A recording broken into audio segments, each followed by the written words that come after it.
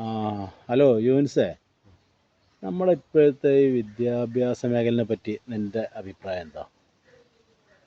നമസ്കാരം, എൻ്റെ പേര് യുൻസ്. പിന്നെ നമുക്കിന്ന് ചർച്ച ചെയ്യാനുള്ളത് വിദ്യാഭ്യാസത്തിനെ പറ്റിയാണ്, അല്ലേ? ഉം. അപ്പോൾ ഈ വിദ്യാഭ്യാസം എന്ന് പറഞ്ഞാൽ നമുക്ക് ഇന്നത്തെ വിദ്യാഭ്യാസം പഴയ വിദ്യാഭ്യാസത്തിൻ്റെ ഇത് നോക്കുമ്പോൾ അന്നത്തെ വിദ്യാഭ്യാസത്തിനാണ് അധികം ഞാൻ മൂല്യം കൊടുക്കുന്നത്. ഇപ്പം നമ്മളൊക്കെ പഠിക്കുന്ന കാലത്തുള്ള വിദ്യാഭ്യാസവും ഇപ്പോഴത്തെ വിദ്യാഭ്യാസവും, പഴയ അക്കൗണ്ടിങ്ങും ഇപ്പോഴത്തെ അക്കൗണ്ടിങ്ങും, അത് രണ്ടും രണ്ടായിട്ട് തന്നെ നമുക്ക് കാണാം. പഴയ അക്കൗണ്ടിങ് ഒന്നും പോയി നമ്മളെ കുട്ടികൾക്ക് ചെയ്യാൻ കഴിയില്ല. പിന്നെ കാൽക്കുലേറ്ററിൻ്റെ സഹായമാണ് അതിന്. നമ്മുടെ ഇന്നത്തെ ടീച്ചേഴ്സ്, അതേമാതിരി തന്നെ മാസ്റ്റർമാർ, അതുപോലെ തന്നെ നമ്മളെ പാരൻസ്, ഈ ടീച്ചേഴ്സിനൊക്കെ അറിഞ്ഞിട്ടാണെങ്കിൽ നല്ല പഠിപ്പിക്കണം എന്നുണ്ട്. പക്ഷെ ഇപ്പോഴത്തെ നിയമങ്ങൾ അറിഞ്ഞിട്ടാണെങ്കിൽ ഈ നിയമം എന്ന് പറഞ്ഞാൽ 1-ാം ക്ലാസ് മുതൽ 9-ാം ക്ലാസ് വരെ ജയിപ്പിച്ചിടുന്ന ഒരു സമ്പ്രദായം ഉണ്ടായിരുന്നു. എല്ലാ കുട്ടികളെയും ജയിപ്പിച്ചു വിടുക. ഈ 1-ാം ക്ലാസ് മുതലുള്ള എന്നുള്ള അക്ഷരത്തിന് ഭയങ്കര മൂല്യമുണ്ട്.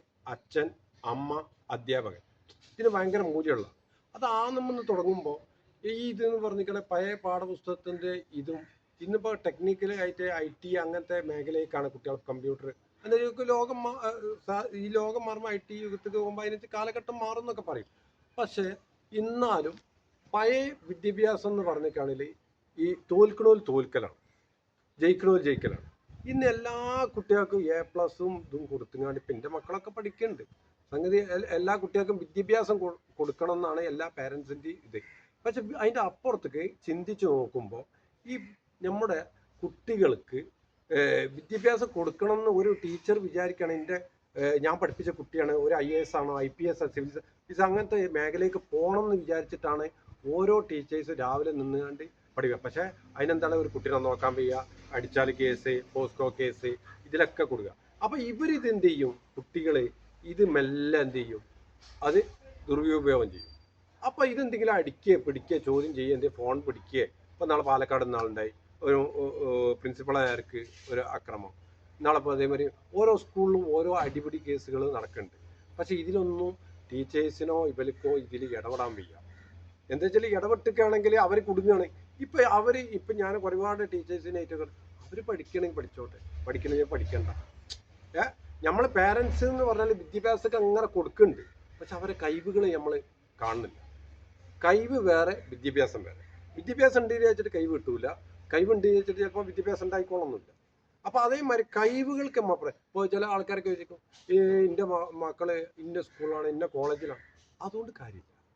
അവിടെ വിദ്യാഭ്യാസം കൊടുക്കണമെങ്കിൽ ഈ പറഞ്ഞ കാര്യങ്ങൾ, ഇനി ഞാൻ പറയാൻ പോണ കാര്യങ്ങൾ 1-ാം ക്ലാസ് മുതൽ ഈ 8-ാം ക്ലാസ് വരെ ഇപ്പോൾ ആക്കി 9-ാം ക്ലാസ് വരെ ജയിപ്പിച്ചുവിടൽ നിർത്തലാണ്.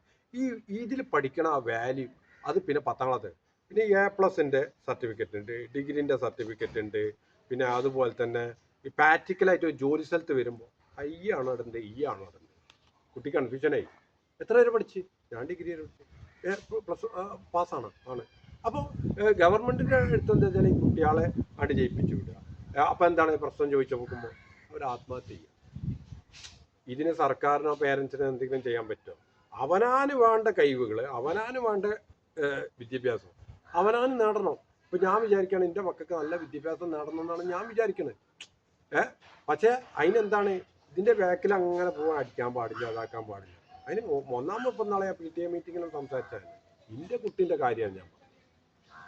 എന്താ വെച്ചാൽ വിദ്യാഭ്യാസം കൊടുക്കണമെങ്കിൽ ഇതിനെ അതേമാതിരി തന്നെ സർക്കാർ അത് നയങ്ങളെടുത്ത് ഒഴിവാക്കണം. ഒരു അച്ഛൻ്റെ സ്ഥാനത്ത് വെച്ച് കണ്ട പറഞ്ഞു എൻ്റെ കുട്ടിക്ക് നല്ല വിദ്യാഭ്യാസം കിട്ടണമെങ്കിൽ ഞാൻ വിചാരിക്കണം. അല്ലാതെ ടീച്ചറെ അടിച്ചിക്കണ് അതിന് ചോദ്യം ചെയ്യാൻ പോയാൽ അതിൻ്റെ കേസിൻ്റെ വയറ്റിൽ പോയാൽ കുട്ടികൾക്ക് എന്തായി? എൻ്റെ ഇപ്പം ചോദിച്ചാൽ വരും. അതുകൊണ്ട് എന്തായി? വല്ല കള്ളക്കേസിലാണ് കൊടുക്കുക, എന്തെങ്കിലും കള്ളക്കേസ്. അപ്പം എങ്ങനെ അധ്യാപകരെ എങ്ങനെ പഠിപ്പിക്കില്ല. അവർ വിചാരിക്കണം എന്താ മാസശമ്പളം വാങ്ങിയാൽ നമ്മൾ പോവുക. എന്നോട് ഒരുപാട് ടീച്ചേഴ്സും കാര്യങ്ങളും പറഞ്ഞു ഞങ്ങൾക്ക് പഠിപ്പിക്കാൻ കഴിയണില്ല. ഞങ്ങൾക്ക് എങ്ങനെ പഠിപ്പിക്കാൻ കഴിയണം? അതിനെ പേരൻസും വല്ലതും എല്ലാവരും കൂടി പിന്നെ ഞങ്ങൾ പിന്നെ കോടതി ഇറങ്ങി കയറാൻ. അവരെ കുറ്റം പറഞ്ഞിട്ട് കാര്യമില്ല. അവരെങ്ങനെ പഠിപ്പിക്കും? ഈ 40-45 കുട്ടികളെ നിലക്കിർത്താൻ. അപ്പം അതിനുള്ള സാഹചര്യം ഈ ഗവൺമെൻറ് തന്നെ അതിനുള്ള പഴയ ഇതിലേക്ക് വരണം എന്നാണ് എൻ്റെ ഒരു അഭിപ്രായം.